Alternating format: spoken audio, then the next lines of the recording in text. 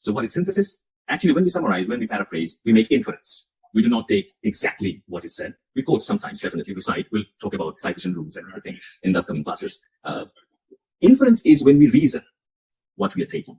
And we are not only bringing what already has been said, but we are adding something new to that. We are trying to make a point when we are including previous research works. So the way we develop this particular section, literature review, by the way, sometimes in many disciplines, in many scholarly samples that we'll observe in the upcoming weeks, we see that in the introduction section, literature review is included. So structurally speaking, the introduction, when we mention the background, not necessarily the introduction is a separate chapter always. Sometimes it's literature reviews embedded. It's included in the introduction.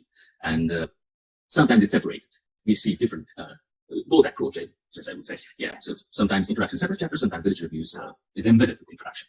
So the way we develop it, the way we organize it, what is expected in every paragraph and sentence, we'll talk about that in upcoming classes. So just giving you the basic definition of literature review, because today, now we will perform two things.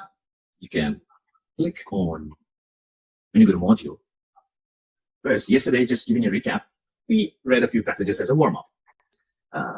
Your impromptu writing, which is your natural response to any topic, I need to know that. Based on that, I'll modify the syllabus also. So your weaknesses and strengths, I'll get it after today's class. That response is here, you'll submit right now.